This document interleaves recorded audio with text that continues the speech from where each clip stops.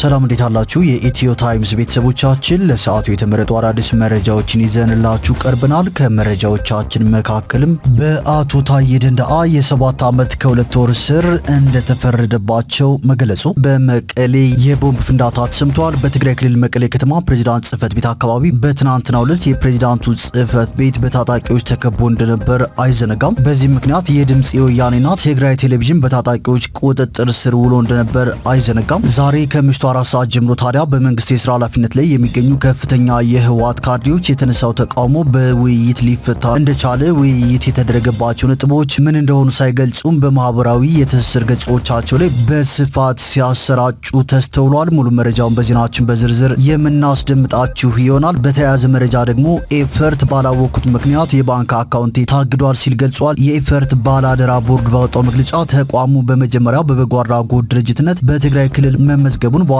በፍትህ ሚኒስቴር አማካኝነት ለትርፍ ያልቆመ ድርጅት በመሆን ምዝገባ ማከናወኑን ገልጾ ዓላማውን በትግራይ መልሶ ማቋቋምና ተጋላጭ የሆኑ ማህበረሰቦችን መደገፍ እንደሆነ አስረድቷል። ሙሉ መረጃውን በዜናችን በዝርዝር የምናስደምጣችሁ ይሆናል። ኢህአፓ ብዙዎችን ያስደነገጠ መግለጫ አውጥቷል። ለቅዳሜ ህዳር 27 ቀን 2018 ዓ.ም በተቃዋሚ የፖለቲካ ፓርቲዎች ታሪክ ከረጅም ዓመታት በኋላ የመጀመሪያ የሆነውን ህዝባዊ ስብሰባ አዲስ አበባ ትናገራለች በሚል መሪ ቃል ሜክሲኮ አደባባይ በሚገኘው ዲ አፍሪካ ሆቴል እንደሚያካሂድ ኢህአፓ አስታውቆ ነበር። ለዚህም ባለፉት ሳምንታት በተለያዩ የመገናኛ ብዙሃን አማራጮች ጥሪ ሲያስተላልፍ ቆይቷል። ነገር ግን ስብሰባው ሊካሄድ በ11ኛው ሰዓት ሆቴል ዲ አፍሪካ ምንም አይነት አጥጋቢ ምክንያት ሳይሰጥ ውሉን ሰርዣለሁ፣ ስብሰባ ማካሄድም አትችሉም ብሎናል ሲል የኢትዮጵያ ህዝባዊ አብዮታዊ ፓርቲ ኢህአፓ አሳውቋል። ኢህአፓ በመግለጫው የተለያዩ መልእክቶችን አስተላልፏል።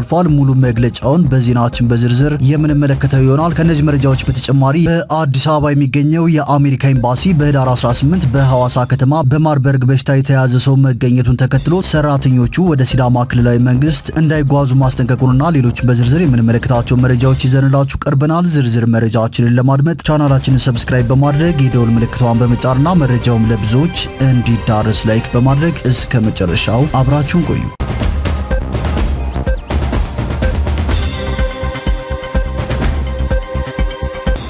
ወደ መጀመሪያው መረጃችን ስናልፍ ኤፈርት ባላወቁት ምክንያት የባንክ አካውንቴ ታግዷል ሲል ገልጿል። የኤፈርት ባላደራ ቦርድ ትናንት ባወጣው መግለጫ ተቋሙ በመጀመሪያ በበጎ አድራጎት ድርጅትነት በትግራይ ክልል መመዝገቡን በኋላም በፍትህ ሚኒስቴር አማካኝነት ለትርፍ ያልቆመ ድርጅት በመሆን ምዝገባ ማከናወኑን ገልጾ ዓላማውን በትግራይ መልሶ ማቋቋምና ተጋላጭ የሆኑ ማህበረሰቦችን መደገፍ እንደሆነ አስረድቷል። በዚህ ውስጥ የኢኮኖሚ እድገትን ለማረጋገጥ፣ የመንግስትን ገቢ ለመጨመር፣ የኢንዱስትሪ ልማትን ለማምጣትና የስራ ዕድሎችን ለመፍጠር በማሰብ የተለያዩ ኩባንያዎችን እንደመሰረተ ያወሳው ኤፈርት ጨምሮም እነዚህ ኩባንያዎች በጂኖሳይድ ጦርነት ወቅት ከፍተኛ ጉዳት፣ ኪሳራና ውድመት አጋጥሟቸዋል ሲል ገልጿል። የፕሪቶሪያው ስምምነት ከተፈረመ በኋላ እነዚህ ድርጅቶች እንዲያገግሙ የተቻለውን ያክል ጥረት እያደረገ መሆኑን ጠቅሶም ምንም እንኳን ከጉዳቱና ከኪሳራ አሁንም ባይወጡም ከህግና ስርዓት ጋር በሚጣጣም መልኩ ስራቸውን እያከናወኑ መሆኑን አስረድቷል። እንዲሁም በቅርቡ በመስከረም ወር በጠቅላይ ሚኒስትር አብይ አህመድ ታማኝ የግብር ከፋይ ተብሎ ከተሸለሙት ድርጅቶች መካከል እንደሚገኙበትም አስታውቋል። መግለጫው ሲቀጥልም ይሁንና የኤፈርት የባንክ አካውንት ከህዳር 4 ቀን 2018 ዓ.ም አንስቶ ምክንያቱም ባላወቀው ሁኔታ መታገዳቸውን አስረድቶ በዚህም የሁሉም ድርጅቶቹ ሂሳብ በጅምላ እንዳይንቀሳቀሱ መደረጉን ገልጿል። ባላደራ ቦርዱ ጨምሮም ይህ እርምጃ ድርጅቶቹ ከደረሰባቸው የጦርነት ጉዳት እንዲያገግሙ እየተደረገ ያለውን ጥረት እንደሚጎዳና በእነዚህ ድርጅቶች የሚተዳደሩ በ10 ሺህ የሚቆጠሩ ሰራተኞችን እንደሚበትንና ማህበራዊ ቀውስ እንደሚያስከትል አሳስቧል። በመሆኑም መንግስት በእነዚህ ድርጅቶች አካውንት ላይ የወሰደውን እርምጃ እንዲያስተካክል ጥሪውን አቅርቧል። በሌላ መረጃ ደግሞ በትግራይ ክልል መቀሌ ከተማ ፕሬዝዳንት ጽህፈት ቤት አካባቢ ያለው ሁኔታ በትናንትናው ዕለት ምሽቱንም ባለበት እንደነበርና የትግራይ አርሚ 31ና 22 ታጣቂ ኃይሎች የፕሬዝዳንት ጽህፈት ቤት ቢሮ ከበው ማምሸታቸውን የአይን እማኞች አስታውቀዋል ሲል ቲክቫህ ኢትዮጵያ ዘግቧል። የድምጽ ወያኔና ትግራይ ቴሌቪዥን ያለበት አካባቢም በታጣቂዎቹ ተከቦ እንዳመሸ ነው የተገለጸው። ጉዳዩን በትክክል ያጣሩ የአይን እማኞች ሐውልቲ ላይ ፍንዳታ ነበር፣ የድምጽ ወያኔና የትግራይ ቴሌቪዥን ሰራተኞች ከቢሮ እንዲወጡ ተደርገዋል፣ ይህንን ታጣቂዎቹ ተቆጣጥረውታል ሲሉም ተናግረዋል። በፍንዳታው የተጎዳ ሰው ይኑር አይኑር እስካሁን በትክክል የታወቀ ነገር እንደሌለ የገለጹት ነዋሪዎቹ የፕሬዝዳንት ጽህፈት ቤት አካባቢን፣ ድምጽ ወያኔን፣ ትግራይ ቴሌቪዥንን፣ ሐውልቲን ታጣቂዎቹ ተቆጣጥረውታል ሲሉ ተናግረዋል። ፍንዳታው የቦምብ ይሁን ሌላ የነፍስ ወከፍ መሳሪያ ባይታወቅም ድምጹ ግን ሰማዕታት ሐውልት ግቢ ካለ ደን ውስጥ የተሰማ የከባድ መሳሪያ ጩኸት መሰማቱን ነዋሪዎቹ ተናግረዋል። በሌላ በኩል ነዋሪዎቹ ምሽት 3 ሰዓት ያለውን ሁኔታ ሲያስረዱ ሁኔታው እንዳለ ነው ያለው። ተኩስ ነበር፣ ተኩሱ ምን እንደነበረ አላወቅንም ሲሉ ተናግረዋል። በትግራይ የሚስተዋለውን አለመረጋጋት በተመለከተም ነዋሪዎቹ በሰጡት አስተያየት ገበያ ላይ ያለው ሁኔታም ከሽንኩርትና ቲማቲም በስተቀር የሌሎቹ ሸቀጦች ዋጋ ንሯል፣ ስራም ተቀዛቅዟል ሲሉ ነዋሪዎቹ ገልጸዋል። ከዚህ ቀደምም ብዙ አስተያየት ሰጥተናል፣ ሰሚ ግን የለም፣ ህዝቡ ሰለቸን ካለ ቆየ ይበቃቸዋል ብሏል። ገላጋይ ነው ያጣ ነው ሲሉም ተናግረዋል። ዛሬ ከምሽቱ 4 ሰዓት ጀምሮም በመንግስት የስራ ኃላፊነት ላይ የሚገኙ ከፍተኛ የህወሓት ካድሬዎች የተነሳው ተቃውሞ በውይይት ሊፈታ እንደቻለ ውይይት የተደረገባቸው ነጥቦች ምን እንደሆኑ ሳይገልጹ በማህበራዊ የትስስር ገጾቻቸው በስፋት አሰራጭተዋል። በትናንትናው ዕለት ከሰዓት በፊትና በኋላ የትግራይ ታጣቂ ኃይሎችን ተቃውሞ ተከትሎ በሰራዊት አዛዦችና የትግራይ ጊዜያዊ አስተዳደር አመራሮች መካከል ውይይት ተደርጎ የነበረ ሲሆን ፕሬዝዳንት ታደሰ ወረደ ግን ስለመገኘታቸው የታወቀ ነገር የለም። ወደ ቀጣዩ መረጃችን ስናልፍ አቶ ታዬ ደንደአ የ7 ዓመት ከ2 ወር እስር ተፈርዶባቸዋል። የቀድሞ የሰላም ሚኒስትር ዴኤታና የኦሮሚያ ምክር ቤት አባል አቶ ታዬ ደንደአ ጥፋተኛ በተባሉበት ክስ የ7 ዓመት ከ2 ወር እስር ተፈርዶባቸዋል። አቶ ታዬ ዛሬ አርብ ህዳር 26 ቀን 2018 ዓ.ም የቅጣት ውሳኔ የተላለፈባቸው በፌዴራል ከፍተኛ ፍርድ ቤት ልደታ ምድብ አንደኛ የህገ መንግስትና በህገ መንግስት ላይ የሚፈጸሙ ወንጀሎች ችሎት ጥፋተኛ በተባሉበት ህገወጥ የጦር መሳሪያ ይዞ በመገኘት እንደሆነም ተገልጿል። የመንግስት ከፍተኛ ባለስልጣንና የክልል ምክር ቤት አባል የነበሩት አቶ ታዬ ደንደአ ህገወጥ የጦር መሳሪያ ይዞ በመገኘት እንዲሁም ፍቃድ ሳይኖራቸው በቤታቸው ውስጥ አንድ ታጣፊ ክላሽንኮቭ ጠመንጃ ከ60 ጥይቶች ጋር ተገኝተዋል በሚል ክስ ቀርቦባቸው እንደነበርም አይዘነጋም። ወደ ቀጣዩ መረጃችን ስናልፍ እንዳያማጥራው እንዳይበላግፋው የብልጽግና አዲሱ የአፈና ስልት ነው የተፈራው ደርሷል ያሳዝናል የሚል መግለጫ የኢትዮጵያ ህዝባዊ አብዮታዊ ፓርቲ አውጥቷል። የኢትዮጵያ ህዝባዊ አብዮታዊ ፓርቲ ለህዳር 27 ቀን 2018 ዓ.ም አቅዶት የነበረው ህዝባዊ ስብሰባ መስተጓጎሉን አስመልክቶም ጥብቅ መግለጫ አውጥቷል። ሙሉ መግለጫውም እንደሚከተለው ይነበባል። እንዳያማጥራው እንዳይበላግፋው አዲሱ የብልጽግና የአፈና ስልት ኢህአፓ የኢትዮጵያ ችግሮች የሚፈቱት በራሱ በኢትዮጵያ ህዝብ የተባበረ ሰላማዊ ትግል ነው ብሎ በጽኑ ያምናል። ፓርቲያችን ከቆመለትና ለመብቱና ጥቅሞቹ መጠበቅም ከሚታገልለት ህዝብ ጋር ለመወያየት ከአዲስ አበባ ነዋሪዎች ጋር ቅዳሜ ህዳር 27 ቀን 2018 ዓ.ም በተቃዋሚ የፖለቲካ ፓርቲዎች ታሪክ ከረጅም ዓመታት በኋላ የመጀመሪያ የሆነውን ህዝባዊ ስብሰባ አዲስ አበባ ትናገራለች በሚል መሪ ቃል ሜክሲኮ አደባባይ በሚገኘው ሆቴል ዲ አፍሪካ የሚያካሄድ መሆኑን ማስታወቁ ይታወሳል። ለዚህም ባለፉት ሳምንታት በተለያዩ የመገናኛ ብዙሃን አማራጮች ጥሪ ሲያስተላልፍ ቆይቷል። የአዲስ አበባ ነዋሪም በህዝባዊ ውይይት ላይ ተገኝቶ ሀሳቡን ለመግለጽና ለበርካታ ሀገራዊ ችግሮችም በጋራ የመፍትሄ አቅጣጫ ፍለጋ ላይ ለመምከር አቅዶ የነበረ መሆኑንና ለህዝባዊ ስብሰባውም ድጋፉን በተለያየ መንገድ ሲገልጽልን ሰንብቷል። ለህዝብ መገልገያነት መዋል የሚገባቸው የመንግስት አዳራሾች በስርዓቱ ሙሉ ቁጥጥር ውስጥ በመሆናቸውና በአዳራሾቹ የመገልገል መብታችንን እንደ ሁሉም የኢትዮጵያ ህዝብ መብቶች ሁሉ ስለተነጠቅን የግል አዳራሾችን ለማነጋገር ተገደናል። ነገር ግን ያነጋገርናቸው ሆቴሎች፣ ሲኒማና ቲያትር ቤቶች እንዲሁም የግል አዳራሾች በሙሉ በቅድሚያ ፈቃደኝነታቸውን ገልጸውልን ውል ለመዋል ጫፍ ላይ ስንደርስ በማናውቀው መንገድና ምክንያት ሊያከራዩን እንደማይችሉ ሲገልጹልን ቆይተዋል። በመጨረሻም ኢህአፓ ከሆቴል ዲ አፍሪካ ጋር የአዳራሽ ኪራይ ውል ተፈራርሞ የመጀመሪያ ክፍያ ፈጽሞና ሌሎችንም ለህዝባዊ ውይይት አስፈላጊ ናቸው የሚላቸውን መሰናዶዎች አድርጎ ህዳር 27ን ሲጠባበቅ ሰንብቷል። ይህ ሁሉ ሲሆን ግን ስርዓቱ በአንድም በሌላ መንገድ ህዝባዊ ስብሰባውን እንዳናካሄድ ሊያደርግ እንደሚችል እኛ ብቻ ሳንሆን ኢህአፓ በሚያደርገው ሰላማዊ ትግል ተስፋ አድርጎ ከጎናችን የቆመው ህዝብም በተደጋጋሚ ሲያሳስበን ቆይቷል። በእርግጥም ሀገራችን የምትገኝበት ሁኔታ ከህዝብ ጋር በነጻነት ሀሳብን ለመለዋወጥ እንደማያስችል በተግባር ተረጋግጧል። ይህ ስብሰባ እንደሚደረግ ካሳወቅንበት ቀን ጀምሮ የስርዓቱ ልሳን መሆናቸውን በተደጋጋሚ በተግባራቸው ያረጋግጡ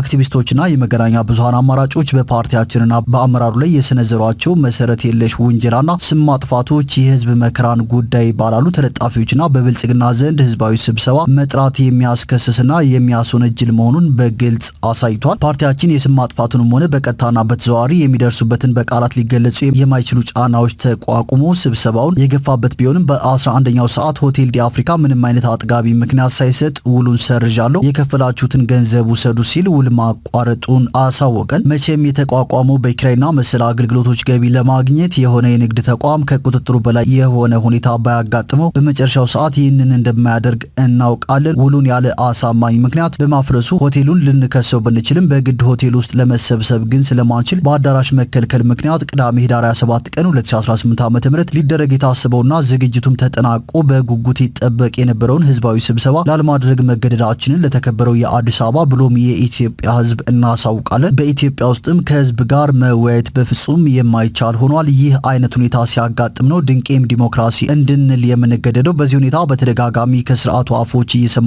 እንዳለ ነው። በነጻነት ርቱዓዊነት፣ ተአማኒነት የሚኖረው ጠቅላላ ምርጫ ውስጥ ፓርቲዎች ለመሳተፍ የሚችሉት እንዴት ነው? ለመሆኑ የፖለቲካ ፓርቲ ህዝብን ሰብስቦ ለማወያየት ካልቻለና የሀሳብ ልውውጥ ለማድረግ የማይችል ከሆነ የገዢው ፓርቲ አጫፋሪ ከመሆኑ ውጭ ምን ሊፈይድ ይችላል? ይህ እውነት ይህንንና መሰል በርካታ ጥያቄዎችን እንድናነሳ የሚያስገድድ ነው። ስርዓቱ በጽሁፍ ስብሰባውን ፈቅደናል ቢልም በማይታየው እጁ ከጀርባ መከልከሉን በተደጋጋሚ ከተስማሙ በኋላ ሀሳባቸውን መቀየራቸውን በሚነግሩን ለዚህ ስብሰባ ያነጋገርናቸው አዳራሾችና ሆቴሎች እውነት እንዲሁም ስርዓቱ በፓርቲው ላይ ከከፈተው የፕሮፓጋንዳ ዘመቻ ለመረዳት የፖለቲካ ሊቅ መሆንን አይጠይቅም። ነገር ግን አዳራሽ በመከልከልና በማስከልከል የሚቆም የኢሃፓ ትግል የለምና ቀጣይ አዳራሽ በማይጠይቁ የሰላማዊ ትግል አማራጮች ወደ ህዝብ እንደምንደርስ በእርግጠኝነት ለመናገር እንወዳለን። የመላው ኢትዮጵያ ህዝብ ሁሌም ኢሃፓ በሚያደርገው ጠንካራና የማይበገር ሰላማዊ ትግል ከጎኑ እንዲቆምም ጥሪያችንን እናስተላልፋለን። የዜጎችን የመሰብሰብና የመቃወም መብቶች ላይ የሚደረግ ቀጥተኛም ሆነ ተዘዋዋሪ የአገዛዙ ክልከላ ሰላማዊ ትግሉን ማስቆም በፍጹም አይችልም በማለትም የኢትዮጵያ ህዝባዊ አብዮታዊ ፓርቲ ስብሰባ እንዳያደርግ መከልከሉን አስመልክቶ በዛሬው ዕለት መግለጫ አውጥቷል።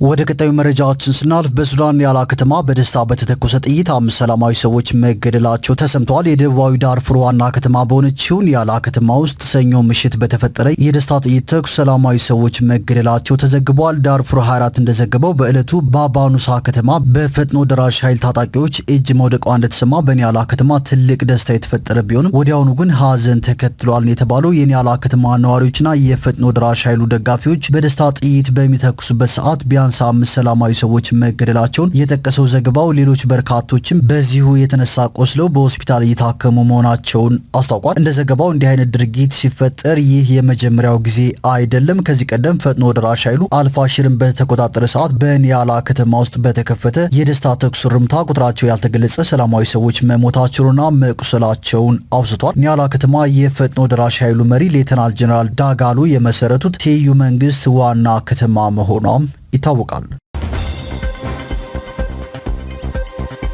ወደ ቀጣዩ መረጃዎችን ስናልፍ ከመንግስት ሰራተኞች የደሞዝ ማሻሻያ ጋር ተያይዞ አላስፈላጊ የዋጋ ጭማሪ ባደረጉ ከ100 ሺህ በላይ ነጋዴዎች ላይ እርምጃ መወሰዱ ተሰምተዋል። በበጀት ዓመቱ ከመንግስት ሰራተኞች የደሞዝ ማሻሻያ ጋር ተያይዞ አላስፈላጊ የዋጋ ጭማሪ ባደረጉ ከ106 ሺህ በላይ ነጋዴዎች ላይ እርምጃ መውሰዱን የንግድና ቀጠናዊ ትስስር ሚኒስቴር ገልጿል። የንግድና ቀጠናዊ ትስስር ሚኒስትሩ ዶክተር ካሳሁን ጎፌ ይህንን የገለጹት የሚኒስቴር የሩብ ዓመት አፈጻጸም ግምገማ ተጠሪ ተቋማቱ በተገኙበት ሄደ ወቅት ነው። በዚህ ወቅትም ዶክተር ካሳሁን ጎፌ ባለፉት 4 ወራት በሁሉም ዘርፍ በተከናወኑ ስራዎች ተጨባጭ ውጤት ተመዝግቧል ሲሉ ተናግረዋል። ባለፉት 4 ወራት ከወጪ ንግድ 3.37 ቢሊዮን ዶላር ገቢ ተገኝተዋል ያሉት ሚኒስትሩ አክለው የአገልግሎት አሰጣጥን ለማቀላጠፍ በተከናወነ ስራ ከ1.34 ሚሊዮን በላይ የኦንላይን ምዝገባና ፈቃድ ስራ መከናወኑን ገልጸዋል። እንዲሁም 603 የንግድ ተቋማት ላይ የኢንስፔክሽን ስራ መከናወኑን ጠቁመው ከነዚህ ውስጥም 59 ድርጅቶች ላይ እርምጃ መወሰዱን ገልጸዋል። በተጨማሪም ከመንግስት ሰራተኞች የደሞዝ ማሻሻያ ጋር ተያይዞ አላስፈላጊ የዋጋ ጭማሪ ባደረጉ 106 ሺህ በላይ ነጋዴዎች ላይ እርምጃ መወሰዱንም ገልጸዋል። ወደ መጨረሻው መረጃዎችን ስናልፍ በሐዋሳ የማርበርግ በሽታ መከሰቱን ተከትሎ የአሜሪካ ኤምባሲ ወደ ሲዳማ ክልል የሚደረግ ጉዞን ከልክሏል። 2500 የሙከራ የማርበርግ ቫይረስ ክትባት በአሜሪካ መንግስትም ድጋፍ መደረጉ ታውቋል። በአዲስ አበባ የሚገኘው የአሜሪካ ኤምባሲ በህዳር 18 ቀን 2018 ዓ.ም በሐዋሳ ከተማ በማርበርግ በሽታ የተያዘ ሰው መገኘቱን ተከትሎ ሰራተኞቹ ወደ ሲዳማ ክልላዊ መንግስት እንዳይጓዙ አስጠንቅቋል። ኤምባሲው ትናንት ህዳር 25 ቀን ባወጣው ማስጠንቀቂያ ውሳኔው የተወሰደው ከፍተኛ ጥንቃቄ ለማድረግ እንደሆነ ገልጿል። ይህ ገደብ ቀደም ሲል ወደ ደቡብ ኢትዮጵያ ክልል የሚደረገውን ኦፊሲያላዊና ግላዊ ጉዞ ለመገደብ ከተወሰነው እርምጃ በተጨማሪ የተደረገ መሆኑን አመልክቷል።